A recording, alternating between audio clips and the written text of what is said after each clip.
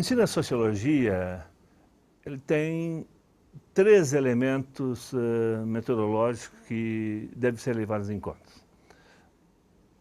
Tendo em vista uma tradição sociológica, como a própria sociologia se constituiu, que são as teorias, os conceitos e temas.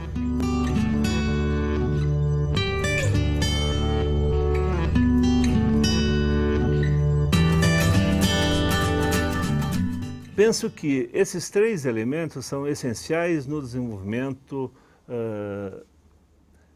da sociologia no ensino médio, que é levar em conta a tradição sociológica, que ela não é muito extensa, mas uma tradição aí aproximadamente de quase 100 anos, certo?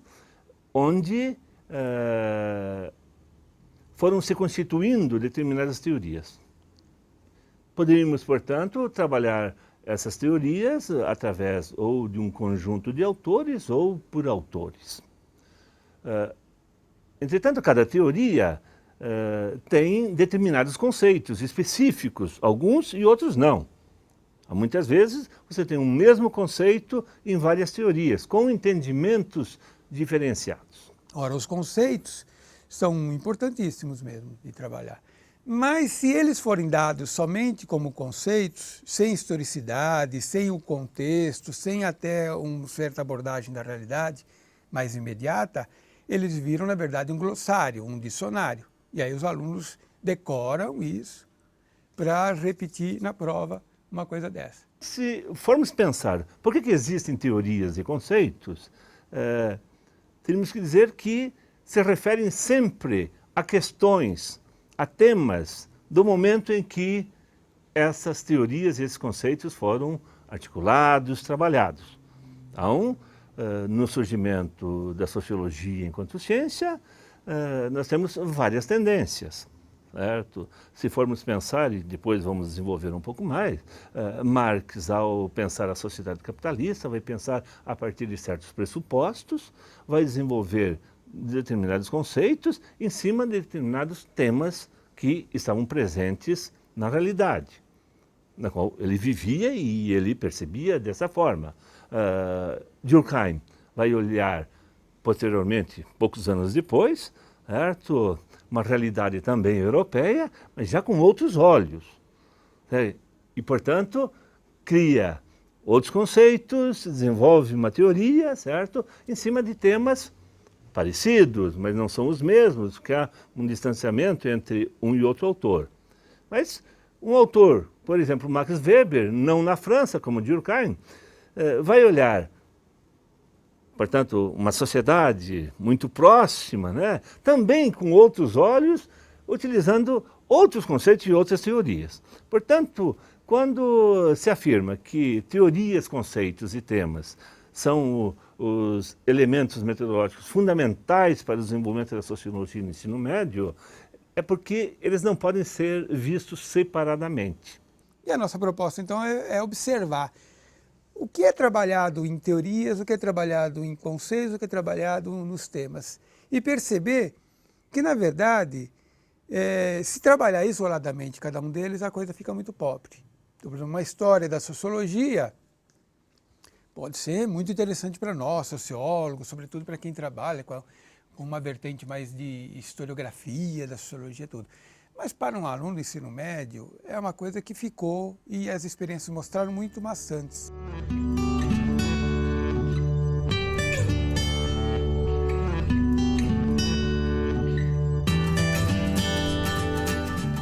Se partirmos de uma teoria sociológica, e portanto com vários conceitos, nós não podemos estabelecer que ela existe por si só. Então, isso é uma coisa já bem estabelecida no pensamento sociológico, que toda teoria, todo conhecimento, ela tem determinadas origens sociais. As pessoas não pensam de determinada forma porque receberam uma luz divina, seja lá qual seja essa luz. Certo? Não, o conhecimento é constituído socialmente. Conhecimento, quando eu digo, é a explicação sobre as coisas, a compreensão sobre os fatos sociais. Eles são trabalhados, é uma construção de determinados grupos sociais, de uma determinada sociedade. Portanto, quando se fala em teoria, eu tenho que historicizar essa teoria, ou seja, quando que essa teoria nasceu? Eu tenho que mostrar quem são os principais elementos que trabalharam em cima, quais são os conceitos que estão presentes nisso. Ou seja, não só o conhecimento científico é histórico, certo? Vamos dizer, ele é constitutivo socialmente, mas ele é também, quando se fala as origens sociais desse conhecimento, dizer, o que é que ele incorpora do conhecimento anterior. Se nós formos pensar todas as teorias existentes, sociológicas existentes, vão buscar, muitas vezes, no pensamento grego, determinadas expressões, em pensamentos filosóficos anteriores, de séculos passados, tal, e vão incorporando partes, outras não. Então, não há uma coisa como se apareceu.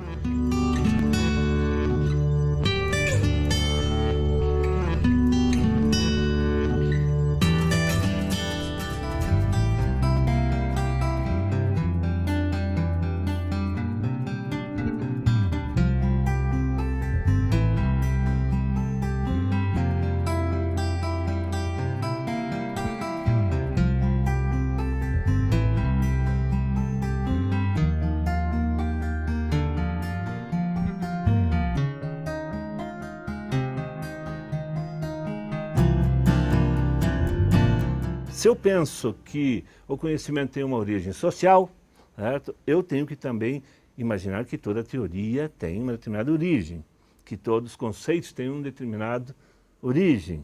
E tem não só uma origem, como tem uma história. Então, vamos pensar duas grandes teorias muito utilizadas e pensadas no pensamento sociológico. O funcionalismo. Então, buscar as origens do funcionalismo, onde ele está presente em Durkheim, em Malinowski, em Radcliffe Brown, mas não ficou só lá no século XIX, início do século XX. O funcionalismo vem se desenvolvendo e temos neofuncionalistas e coisas, ou então funcionalistas antiga, ainda presentes hoje. Você tem variações do funcionalismo. Portanto, uma teoria tem uma história, se modifica, tem vertentes, variações, ela não fica estática. Se formos pensar no pensamento marxista, até uma diferenciação. Muitos dizem, o pensamento marxista tem o pensamento marxiano do próprio Marx e o pensamento marxista que é dos seus seguidores, dos que, a partir dele, começaram a falar disso. Ora, você tem uma infinidade de vertentes, as mais variadas, dentro do marxismo. Tanto é que existem os marxismos, já, até a expressão. Não existe um só. A ideia de burguesia. Ora, se você pegar um texto do século XV, XIV ou XIII, que fale sobre burguesia, esse burguês era nada mais do que o habitante do burgo. O que era o burgo? Era aquele núcleo urbano, né? Lá no período medieval, no final do período medieval. Posteriormente, a mesma expressão burguês ou burguesia poderia ser o comerciante. É aquele que fazia comércio. Era também habitante do burgo ainda, mas era. Opa, já temos uma modificação. Se você pensar um pouquinho posterior, alguns 100 anos depois, o burguês é aquele que é contra a aristocracia. Certo? É um indivíduo que não é só comerciante, certo? Mas ele é também um industrial, um incipiente industrial.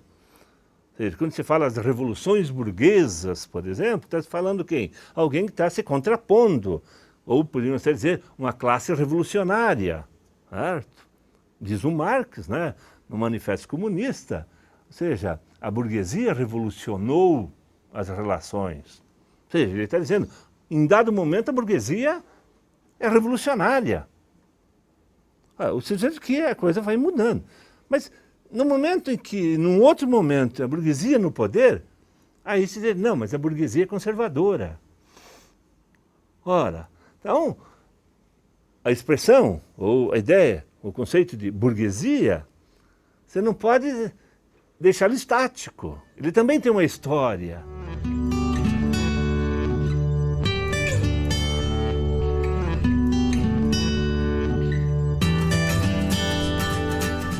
Quando se fala sobre teorias, é necessário dizer que elas, como eu disse, elas têm uma origem, mas elas surgem não sempre da mesma forma.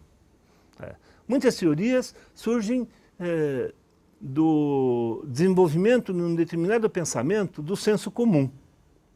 As pessoas vão falando uma coisa, vão tentando dar explicações aqui, outras ali, e um observador um pouco mais afinado, com certas preocupações, vamos dizer, intelectuais e preocupações de dizer, pô, mas isso é interessante, mas isso não dá conta de quase tudo. Ele vai partir de certas indagações, muitas vezes que as pessoas fazem, certo? E vai desenvolver essa indagação com outras perguntas, outros questionamentos, vai desenvolver conceitos para dar conta de uma preocupação que muitas vezes nasce do senso comum. Tipo, por que acontece isso? Por que o Sol sempre nasce assim? Por que existem tantas mortes? São preocupações do cotidiano que o indivíduo não aceita como sendo uma fatalidade. E a partir daí ele tenta desenvolver uma explicação que seja mais racional. Essa é uma questão. Uma forma como pode surgir uma teoria, certo? E concomitantemente seja determinados conceitos para dar conta de um fenômeno. Uma outra forma é a preocupação puramente formal, intelectual. O indivíduo não está preocupado com o que as pessoas pensam, mas lhe vem determinadas dúvidas. Ele diz, mas tanta coisa está ocorrendo e ninguém explica. E a partir daí ele parte de uma coisa e fica trabalhando formalmente quais as possíveis relações. Isso tem a ver com isso, com aquilo, ou seja, ele não faz pesquisa, não faz nada, ele constrói determinado arcabouço teórico, certo, na sua mente, e faz as relações. Depois a gente pode analisar alguns casos desses. Então ele vai construindo um universo intelectual sobre determinado assunto, que a gente poderia chamar que é o desenvolvimento de uma teoria formal, uma sociologia formal, teórica, pura e simplesmente. E o mais comum, certo, no trabalho do desenvolvimento do pensamento sociológico, são teorias e conceitos desenvolvidos através da pesquisa. Um autor, grupo de pessoas está preocupado com uma determinada questão e ele resolve pesquisar a realidade. Então, isso nós encontramos em todos os autores mais conhecidos e coisas, como é que é isso? Ou ele parte de uma determinada questão, ou ele não está contente com as explicações anteriores, e ele vai, vamos ver a realidade, o que está acontecendo. Isso serve para discutir a questão dos trabalhadores, pode discutir como que as pessoas se alimentam, se vestem, pode ser como é que elas se comportam em determinada situação, ou como que a escola está estruturada e o que acontece, pode se desenvolver através de sistemas de poder, ou seja, questões econômicas, não importa. O que importa é, vou lá pesquisar. O que acontece isso? Então se pega o Durkheim. O Durkheim está preocupado com determinadas questões sociais e com a questão da ordem social. Ele vai lá pesquisar o quê? O suicídio. Como é que ele pesquisa o suicídio? Para dar conta de certa preocupação que ele não aceitava que o suicídio era uma questão pessoal, mas era decorrente de uma situação social.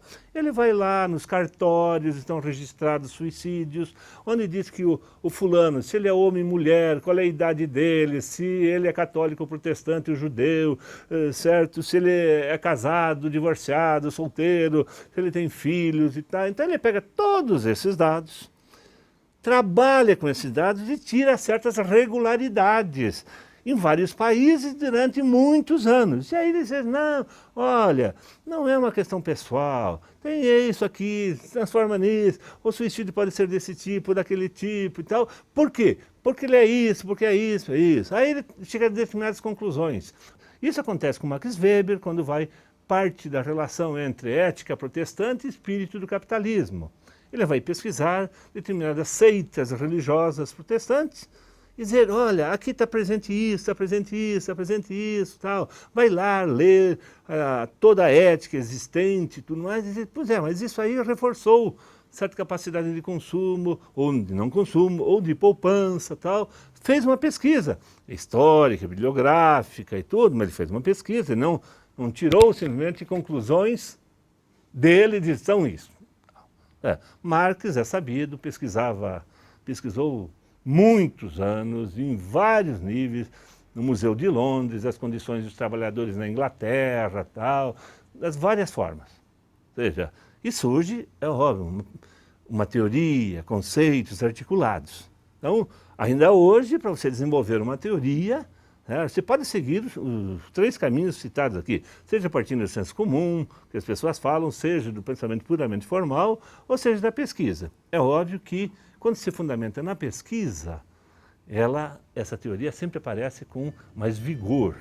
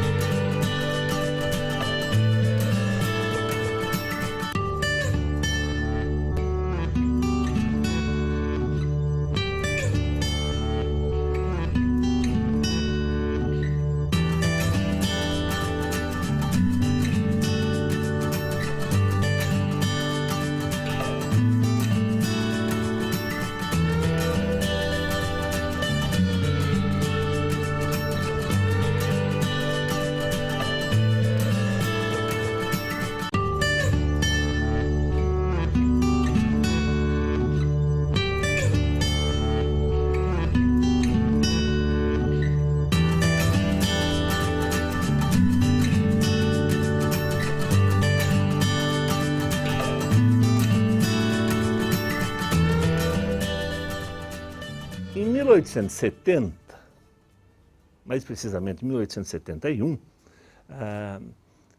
a Prússia, depois vai se tornar a Alemanha, invade a França, é uma guerra. Certo? E esta guerra tem alguma ligação com os 3 autores clássicos. O primeiro, se vocês pensarem, é em Marx. Marx anterior, né? Ele vive esse momento, né? Ele vai morrer só em 1883, ele nasce no início do século XIX, né? E em 1871 ele vive o quê? Um momento específico dessa guerra, que é quando a Alemanha chega, os exércitos prussianos alemães chegam em Paris e os exércitos franceses saem de Paris. E se instala o que veio a ser conhecido como a Comuna de Paris. Aí há uma discussão muito grande, a comuna seria a forma de uma nova sociedade, autogerida, e há escritos do próprio Marx e de muitos outros posteriores e outros que escreveram sobre a comuna também. E, portanto, é uma coisa que marca o pensamento marxista, certo? Tanto marca o pensamento de Marx que ele havia escrito em 1848 o Manifesto Comunista. E em 1872 há uma nova edição, junto com Engels. E ele diz o seguinte no segundo prefácio, é o segundo prefácio que ele faz. E ele diz assim, tudo que escrevemos pode ser mantido. Entretanto, uma coisa deve ser modificada porque a comuna nos mostrou. Ele estava colado à realidade, sempre percebendo o que estava acontecendo, que quando se leu o manifesto, que o Estado tem que fazer isso. E ele diz, a comuna nos mostrou que não podemos manter essa estrutura estatal existente, mas sim destruí-la, porque ele não serve aos nossos propósitos. Olha, isso é uma coisa que marca o pensamento de Marx. É quase uma navalha cortando nesse momento. Portanto, a comuna tem uma importância muito grande. E tem uma importância muito grande também porque é uma frase que Marx vai formular a partir daí, que é muito significativa. Quando os exércitos franceses saem de Paris e se forma a comuna, o que acontece? Os dois exércitos, alemães e franceses que estavam lutando contra si, se unem para acabar com a comuna. Marx vai olhar isso e dizer, o capital não tem pátria. Por quê? Porque aí não era mais uma briga entre nações, era uma briga entre quem tinha poder e um outro poder que podia se instalar. Tanto é que a comuna durou 61 dias ou coisa e foi simplesmente aniquilada. Mas o que tem a ver com Durkheim? Que é posterior, veja, Durkheim não, Durkheim estava vivo, Durkheim nasce em 1858. Portanto, ele tinha 13 anos. Se ele não tinha ainda a concepção toda, ele teve a repercussão de que foi a comuna. Mas o pensamento de Durkheim, ao analisar a Guerra Franco-Prussiana e posteriormente, tem uma ligação aí também para mostrar uma coisa muito significativa, que era a França não está preparada, não é uma nação que tem um peso específico, que tem uma força espiritual, intelectual, extremamente importante. É necessário reformular todos os esquemas educacionais franceses, seja em termos tecnológicos, em termos de pensamento específico. Nós estamos atrasados em termos de formação. Durkheim e muitos outros vão participar de um movimento, certo? Que é a chamada da Terceira República, no sentido de construir uma nova educação para a França, que seja laica e seja republicana. Portanto, não vinculada ao Império e nem à Igreja. Essa é a grande batalha de Durkheim. Oriunda desse questionamento da fraqueza francesa. Lembre-se que Durkheim é um pensador francês por excelência, está preocupado, focado na França.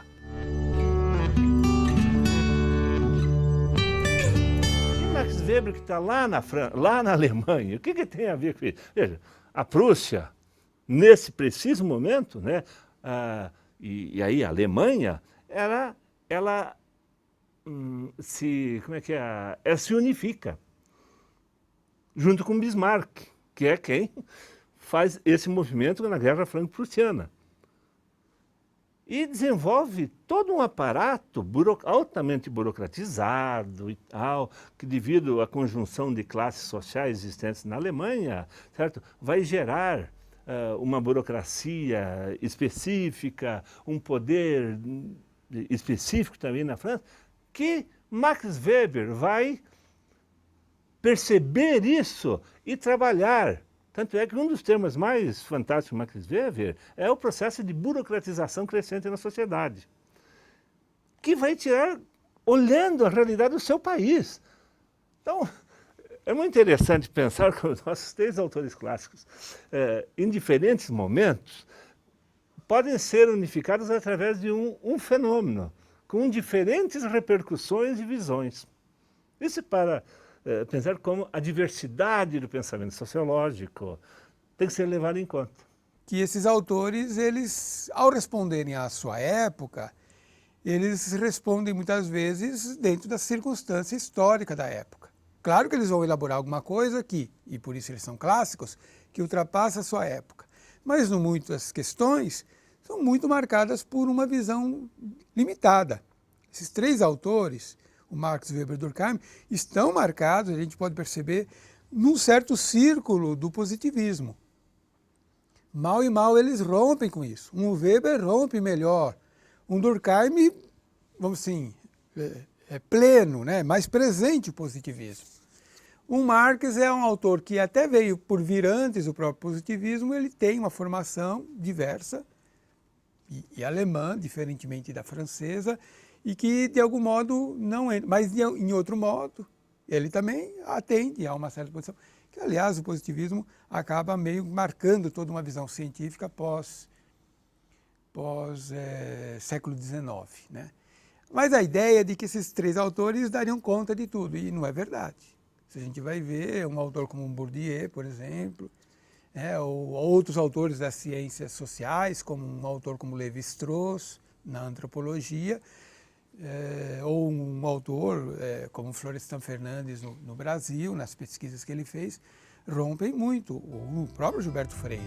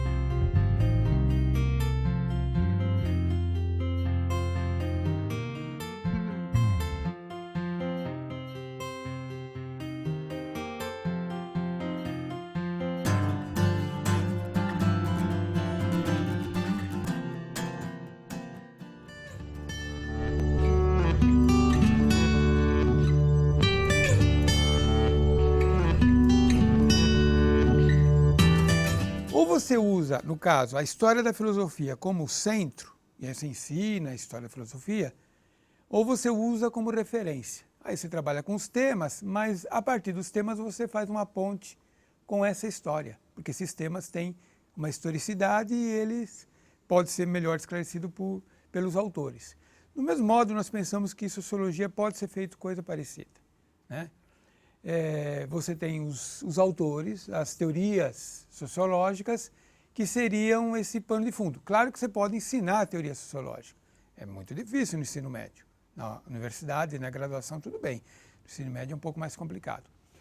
E ao trabalhar ou com conceitos ou com temas, você pode usar esse pano de fundo teórico para iluminar essas situações, para mostrar a historicidade de um tema ou de um conceito. Então, a referência, o recurso à teoria é fundamental, não pode ser deixado. Agora, do mesmo modo, você trabalhar a teoria nua e crua, ela é muitas vezes muito árida para o aluno do ensino médio, e por isso seria interessante torná-la mais atual, mais próxima dele. E por isso você trabalharia aí, que seria interessante, temas que poderiam, ao trabalhar a teoria, você recorrer a esses temas e trazer para o aluno em sala de aula.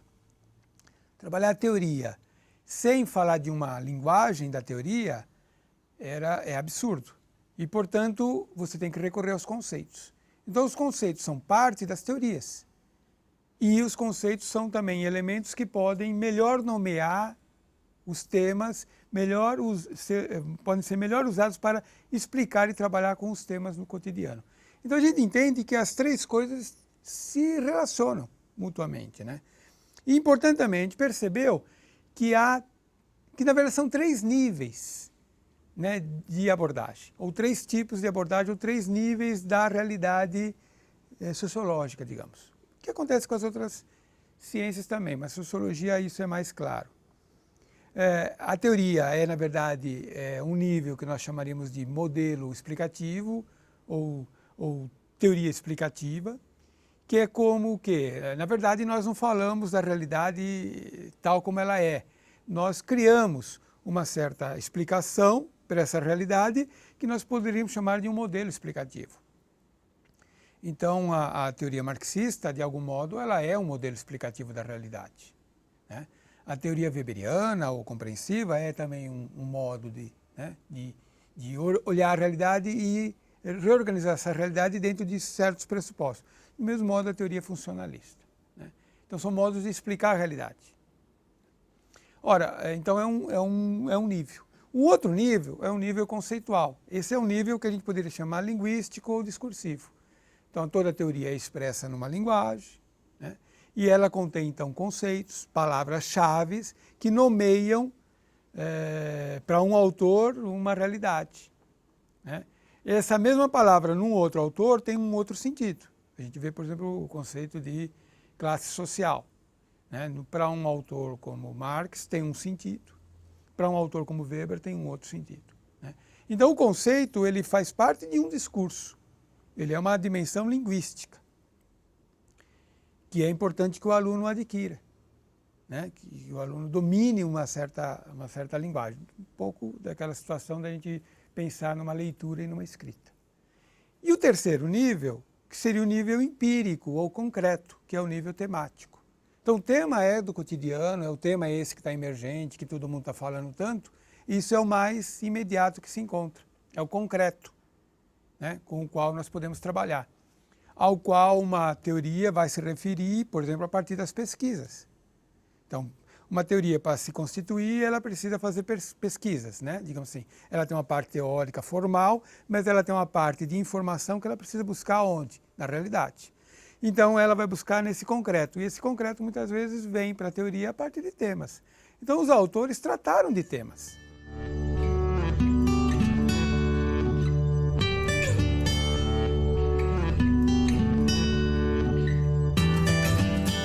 Tanto as teorias quanto os conceitos podem ser trabalhados em sala de aula de um modo bastante criativo, né? O professor pode trazer da tradição essas teorias e abordar com os alunos, enfocando justamente problemas que muitas vezes interessam os alunos ou que são presentes ou mesmo, vamos dizer assim, seguindo uma necessidade de torná-los mais próximos de uma linguagem científica, como a sociologia, né?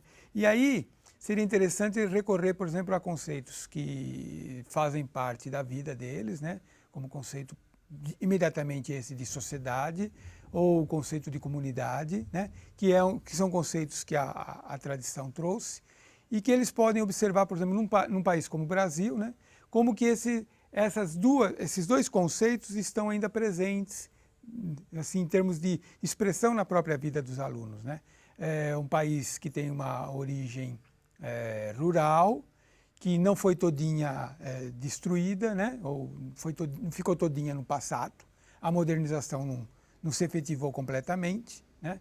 Então é possível trazer uma certa explicação de muitos comportamentos com que os alunos trabalham ou com que os alunos convivem, né? Para a sala de aula, por exemplo, a ideia de comunidade, ainda é muito presente isso.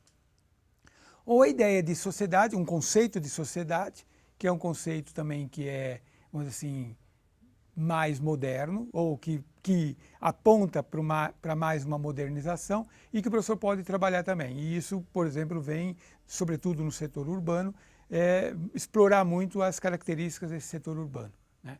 E da relação, muitas vezes, que se estabelece entre esses dois conceitos, né?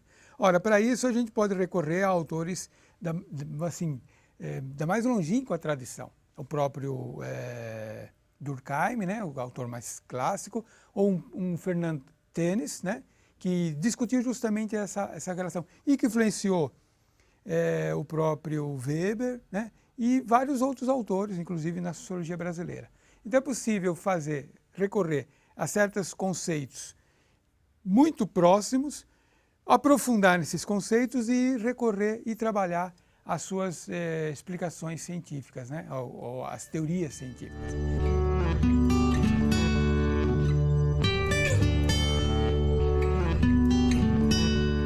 Um outro, esse, por exemplo, da ideologia, né, que é também muito presente, muito interessante e que traz elementos dessa nossa realidade mais imediata. E que também traz até elementos que podem mobilizar os alunos, como, por exemplo, recorrer à música, a famosa música do Cazuza, né? Então você pode trazer e discutir com os seus alunos o conceito de ideologia e desse conceito caminhar para um tema como indústria cultural e dele, por exemplo, chegar até uma teoria como, por exemplo, a teoria da Escola de Frankfurt. Então é possível discutir com os alunos e, observe, trazer junto todo um debate sobre meios de comunicação, sobre televisão e assim por diante.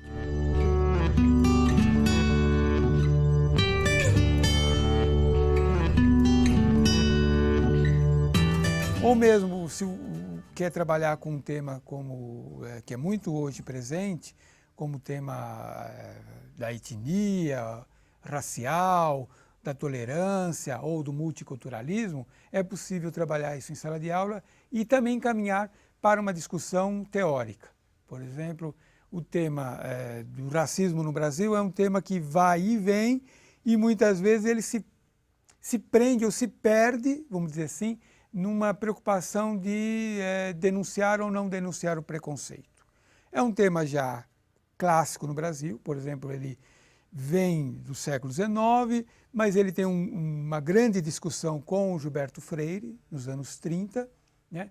Mas que faz uma certa discussão dentro de um certo limite ideológico, né? Sobretudo um certo limite que vai ser entendido depois como de uma harmonia, de que, na verdade, o racismo no Brasil não existe porque o país é um país de harmonia, que, em certa medida, a obra do Gilberto Freire vai consagrar ou vai justificar, explicar cientificamente que o Brasil é um país de uma, digamos, democracia racial.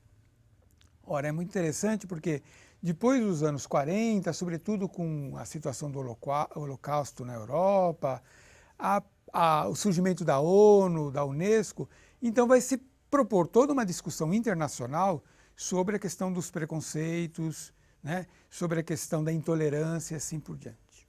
E de uma certa visão sobre o racismo, né? E a ONU, e no caso o órgão ligado a ela, mas que é voltado mais para a questão da ciência, da cultura, que é a Unesco, vai encomendar no Brasil um estudo. E quem vai elaborar esse estudo, ou vai iniciar, vai montar uma equipe de estudo, é o Florestan Fernandes. E aí ele vai reanalisar, digamos assim, o fenômeno do racismo ou da integração do negro na nossa sociedade de um modo muito diverso daquela do Gilberto Freire. E aí é que vai constituir uma equipe interessante que vai surgir e se desenvolver, que vão até dar o nome da Escola Paulista de Sociologia, muitas vezes, né?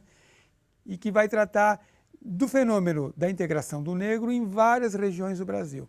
E dessa pesquisa é que vão surgir, por exemplo, sociólogos, além do próprio Florestan, que era o chefe da equipe, sociólogos importantes como o Fernando Henrique Cardoso, o Otávio Ianni, o Horaci Nogueira, a Maria Silva de Carvalho Franco, vários autores importantes para a sociologia ou para as ciências sociais no Brasil, que vêm depois. Uma visão muito diversa, ou seja, de que há um racismo, de que esse racismo ou o preconceito racial, ele se potencializa, por exemplo, com a desigualdade social, que o fenômeno do capitalismo no Brasil, na periferia, também potencializa esse processo e que vai desaguar em algumas coisas que nós vemos hoje, por exemplo, que a pobreza tem cor, né? Assim, e que a educação no Brasil ela é um processo, ela na verdade é um processo também de exclusão, vamos dizer, diferentemente da França, que há um processo de inclusão pela educação, mas é uma inclusão também diferenciada ou que vai produzindo uma certa distinção. No Brasil isso acontece, mas acontece sobretudo por um processo de exclusão. Então a educação vai excluir, por exemplo, em grande maioria, os negros no Brasil. Então é interessante observar como, a partir de uma questão bastante imediata, bastante localizada, você pode descrever um amplo quadro e trazer a teoria, trazer os conceitos e trazer até, assim, ou ter uma certa influência sobre o próprio comportamento do aluno, né? Por exemplo, a questão da tolerância, do respeito ao outro, da alteridade, trazer para a sala de aula, mudando, né? Ou, vamos dizer, na expectativa de que nós possamos mudar a própria configuração do país, a partir justamente desse trabalho em sala de aula.